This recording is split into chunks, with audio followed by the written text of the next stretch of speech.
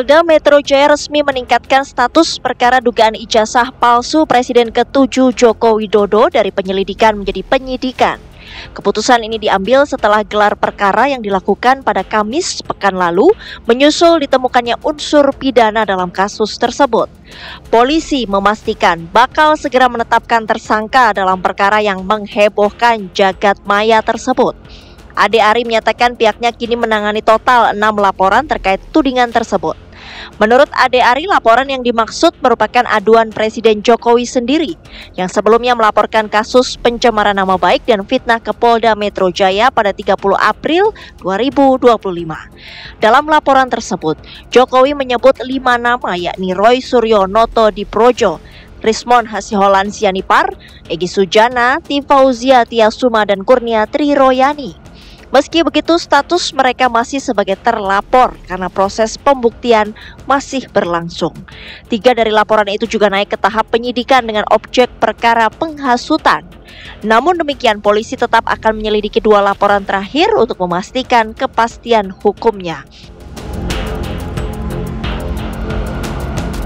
Dengan naiknya status perkara ke penyidikan, betulkah dalam waktu dekat akan ada tersangka yang diumumkan oleh kepolisian? Lalu benarkah kasus ijazah Jokowi yang terus bergulit semata-mata hanya untuk merusak kredibilitas Jokowi yang pernah memimpin Indonesia? Atau justru memang ini merupakan agenda politik?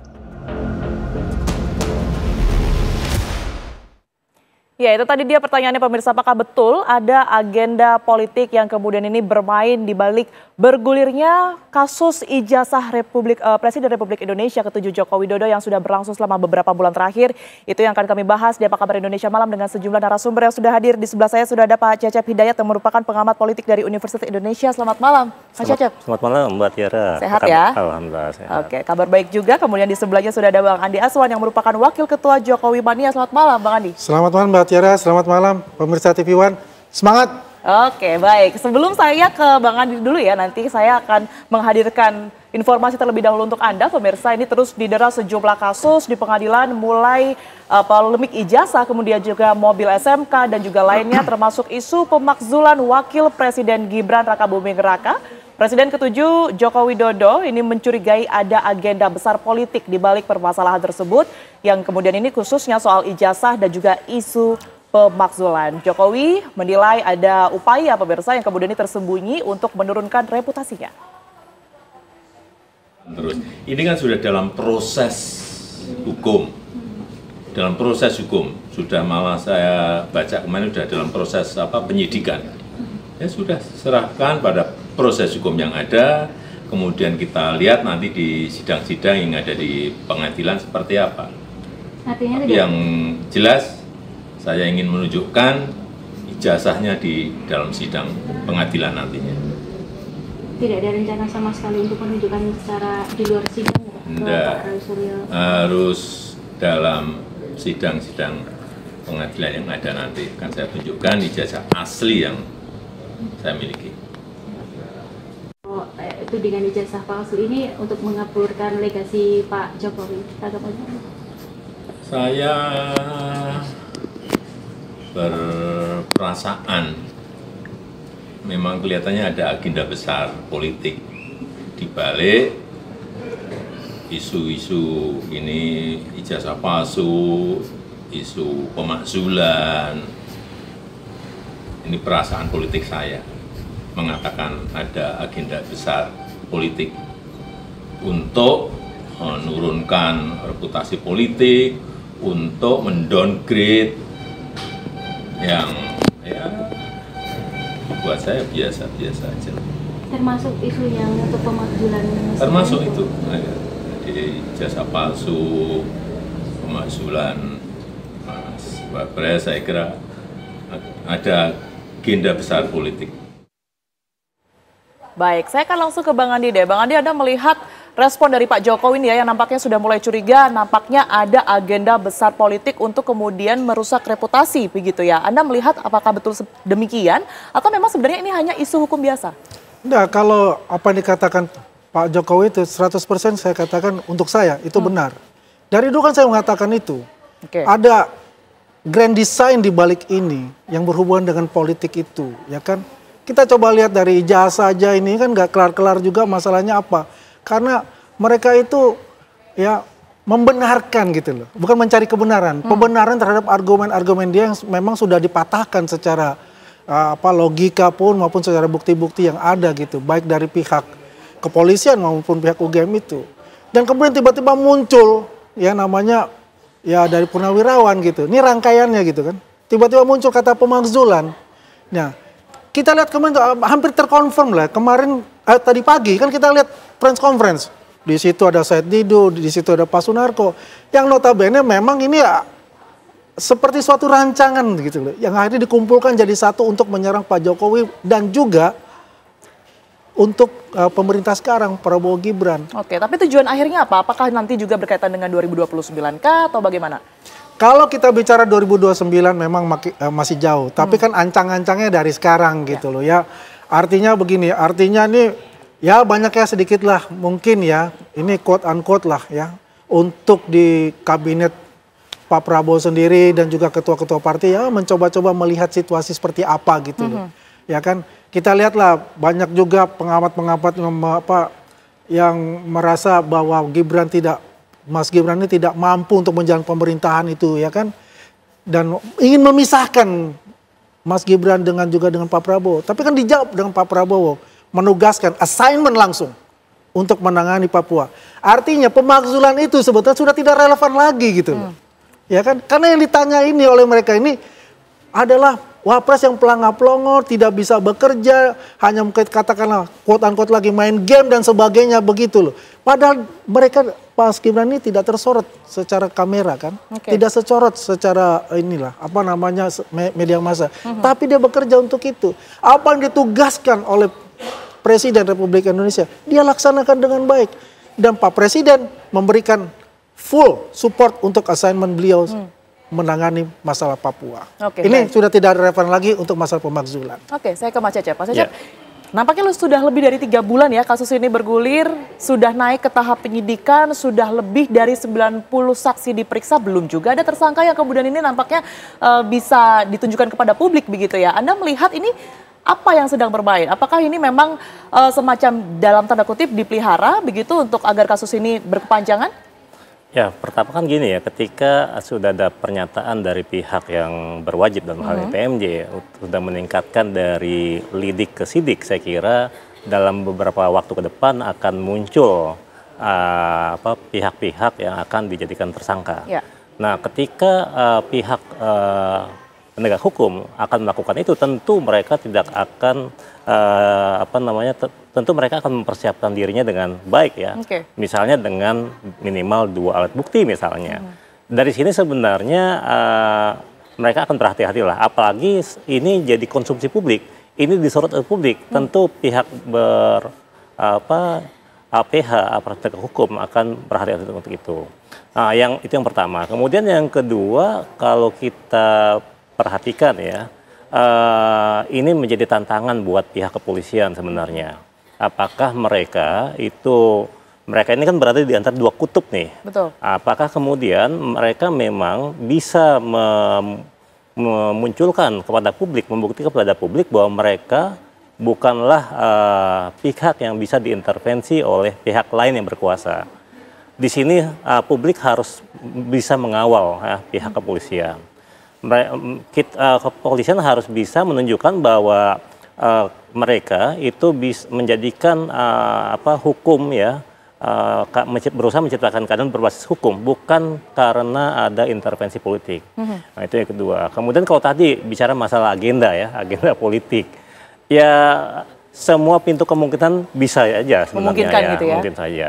Kenapa? Kalau kita bicara politik, dia bicara tentang kekuasaan ya, dia bicara tentang kebijakan publik. Tapi dalam konteks Jokowi sebenarnya dia sudah di luar rumah kekuasaan. Meskipun anak beliau sekarang menjabat wakil presiden, bisa jadi ada relasi ke arah sana.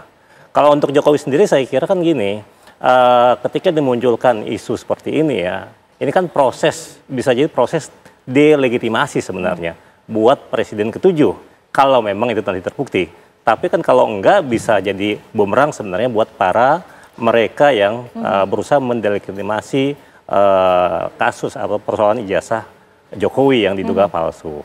Itu sih. Baik. Nah, kemudian jadi istilah dengan itu tadi kalau tadi merespon ya pernyataan Pak Jokowi sebenarnya ya karena ketika ingin mendelegitimasi, ketika ada misalnya ada Jokowi di sana, tapi kemudian ada anak beliau yang kemudian wakil presiden, yang kemudian tadi disampaikan oleh Bang Andi ya, bagaimana mungkin pihak-pihak ini juga ingin pihak-pihak yang berhadapan, yang berseberangan dengan Jokowi punya agenda yang lain ya. Karena kalau kita bicara dinamika politik di Indonesia, tentu dia bukan ruang yang hampa ya. Banyak aktor yang kemudian bisa saling punya relasi kuasa di sana. Oke, banyak pihak, banyak aktor yang kemudian ada kemungkinan yang berseberangan dengan Pak Jokowi begitu ya, yang kemudian dalam tanda kutip kita sebut memainkan ini semua. Tapi kalau Anda lihat siapa sih sebenarnya yang diuntungkan dengan panjangnya kasus ini, Mas? Kalau ini, kalau kita melihat ya Jokowi sendiri sebenarnya menjadi pihak yang ya kalau bisa dibilang diuntungkan ya dia terpapar media terus akhirnya. Kenapa? Ya namanya terus diingat di publik setelah juga ya. Selesai menyelesaikan masa kepresidenan ya di bulan Oktober tahun kemarin, kalau kita lihat misalnya hampir setiap hari itu selalu muncul pemberitaan tentang Jokowi misalnya. Ini terpelihara. Ya, termasuk punya pengaruh yang masih besar. Ya sekarang hampir setahun, misalnya beberapa bulan ya setelah selesainya beliau menjadi presiden, ternyata masih dikejar media. Ya memang karena beliau ini kan lahir dari kondisi yang populis ya, sehingga kemudian ketika sudah di luar rumah kekuasaan. Tapi mungkin masih punya unfinished business ya, kepentingan yang belum terselesaikan misalnya. Atau dalam rangka mempersiapkan tadi, kita bilang 2029 masih lama, tapi enggak juga. Bicara politik, dia bicara lari maraton ya, bagaimana persiapannya juga jauh-jauh hari gitu. Oke, baik. Bang Andi, Anda melihat dengan data-data yang tadi sudah saya sebutkan ya, bahwa sudah naik ke tingkat penyidikan, kemudian juga lebih dari 90 saksi ini sudah diperiksa tapi belum ada juga tersangkanya. Nah, Jokowi Mania sendiri ini mendukung ini sebagai transparansi atau justru ini semacam ada tekanan politik sih sebenarnya di sini? Enggak, kalau kita melihat ini bukan tekanan politik. Mungkin saja minggu depan itu sudah ada nanti saksi-saksi terlapor itu diperiksa kembali kan gitu. Jadi kan memang kan kalau kita lihat begitu banyak ya 90 saksi seperti itu bisa sebulan, bisa saja sebulan ya, tergantung kalau maraton ya.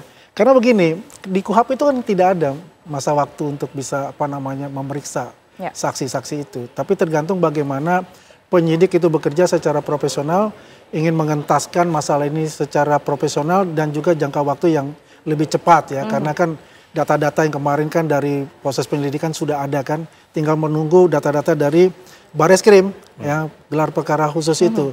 Yang notabene selama ini kan tidak ada namanya novum, kan selama ini dibicarakan novum ya. Apalagi dia punya pengacaranya kan mengatakan ini bukan masalah novum gitu, ini masalah perkap. Ya kuatan mana perkap sama KUHP? Kan pasal 41 kan mengatakan itu ya, akan dibuka gelar perkara itu kembali kalau ada novum baru gitu loh. Tapi ini kan mengakomodir keinginan dari pihak sebelah itu ya, untuk bisa terang benderang seperti apa sih ya metodologi yang digunakan oleh Bareskrim kan gitu. Ini kan sudah penjelasan semua gitu kan. Ya kalau tadi pagi ya mereka press conference lagi, apalagi sih yang dicari gitu loh. Menurut saya kan begitu. Tinggal bagaimana saja. Ya intinya sih sebetulnya begini, ini ada penggiringan opini publik lagi gitu loh.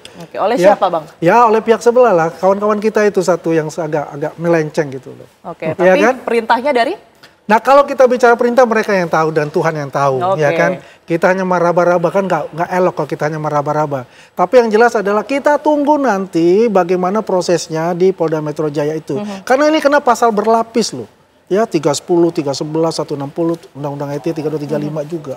Ini luar biasa kan. Tinggal bagaimana jaksa memilih pasal mana yang cocok untuk masing-masing orang ini gitu loh. Kan ada berapa? 4-5 orang ya yang tersangka itu. Itu sih menurut saya sih ya.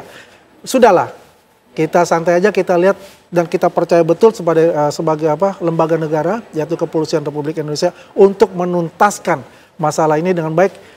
secara terang benderang. Oke, pertanyaannya kemudian ini kan sebenarnya tidak hanya kubu Roy Suryo saja, kemudian juga dengan Pak Jokowi ya, Mas Cecep ya, yang kemudian belakangan ini kita dengar nama-namanya begitu, tapi juga ada dari pihak PDI Perjuangan, sekalipun tadi kami juga sudah mencoba untuk mengundang begitu, namun berhalangan hadir.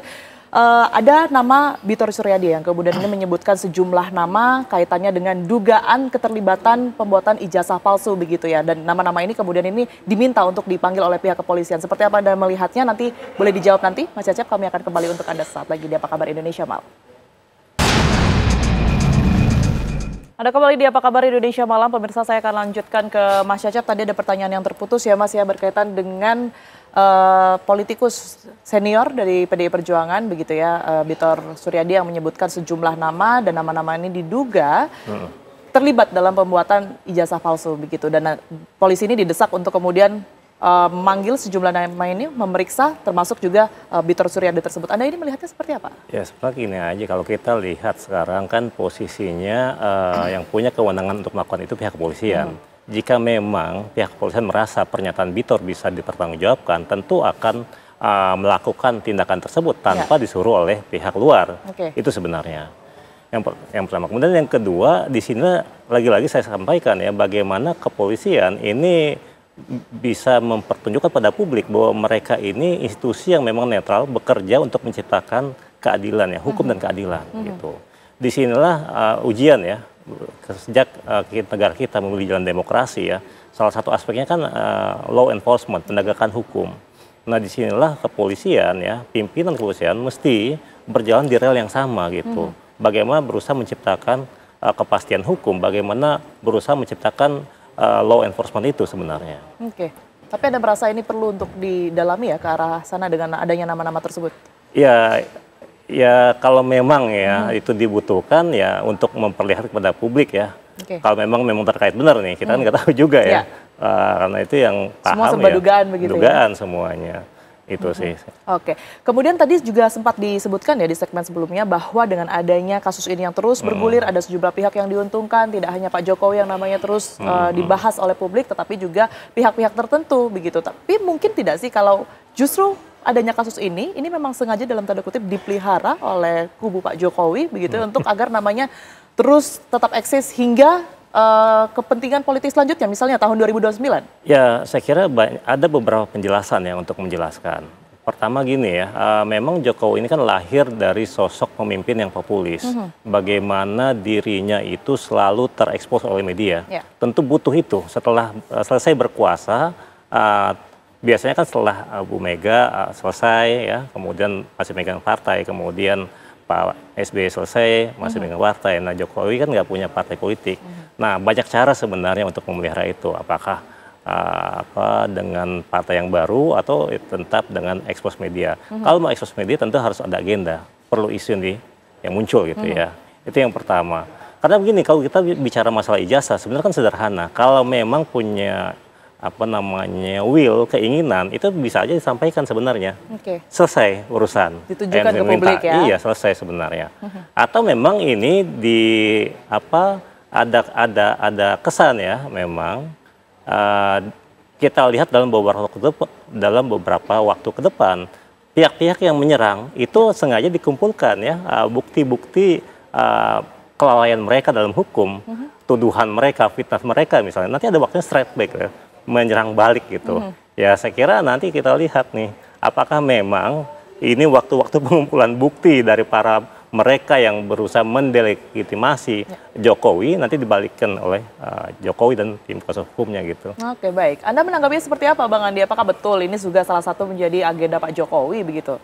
Iya, Tiara, ini bukan agenda yang dikatakan disengaja oleh orang-orang itu. Tidak gitu loh. Kan kalau kita melihat sosok Pak Jokowi, betul dikatakan Kang Cecep itu adalah populis. Ya karena kedekatan beliau dengan masyarakat itu. Kalau pemimpin ya katakan kayak misalnya kayak Bung Karno kan dicintai masyarakatnya itu karena populis juga beliau kan.